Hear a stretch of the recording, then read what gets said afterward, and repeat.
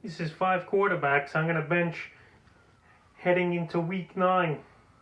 And the first guy is Drew Brees of the New Orleans Saints. He's a guy I haven't been high on him all season. And every week I just think he's not going to get the job done. But he's proved me wrong as Brees. And this week he's got a tough Tampa Bay defense to go out there in Tampa on Sunday Night Football and verse. And with Brees, he's still putting up numbers without Michael Thomas and Sanders. Sanders definitely expected back in this game.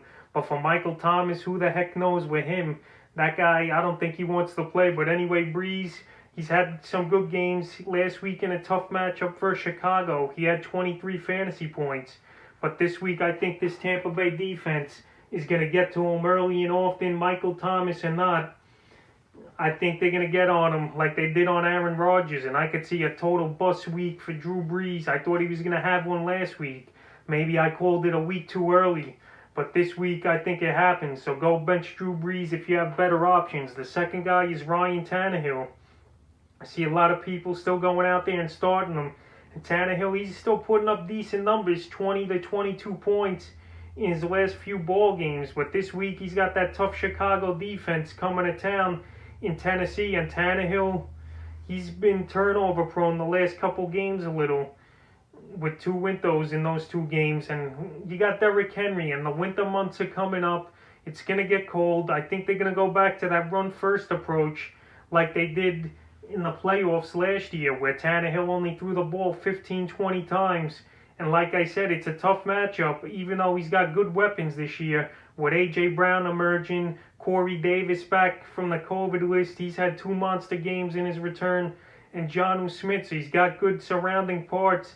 I just don't like the matchup, and I think this is going to be a Derrick Henry game, especially if Tennessee gets up to an early 10 to 14 point lead. The third quarterback I'm benching this week is Teddy Bridgewater. He's a guy that I just had enough of, and honestly would have dropped him too, and he went down his ownage from 57% to 51%, so some owners had enough in Bridgewater. Last week I started him in one league. He had a plus matchup. He was starting in tons of leagues. I versed him in 2 also. But he only had 14 fantasy points versus an Atlanta Falcon defense that gave up the first most fantasy points to quarterbacks. So Bridgewater, he finished that game with 176 yards, a touchdown and into, and he gave you 30 yards rushing. I know he goes to Kansas City this week. It's going to be a tough environment. Who knows what the weather's going to be like there. One week it's sunny. The next it's rain, cold, and muggy. So I don't know. I just don't like it for Bridgewater. He got banged up too last week, leaving that game with a neck stinger or whatever it was. So Bridgewater, he's a guy I'm staying away from. I know Christian McCaffrey's probably due back, but there's better options out there to start a quarterback. The fourth guy is Matt Ryan of the Atlanta Falcons. He's an in-betweener. He made my list last week, and that rushing touchdown bailed Ryan out, where he would have finished today only with 9 fantasy points.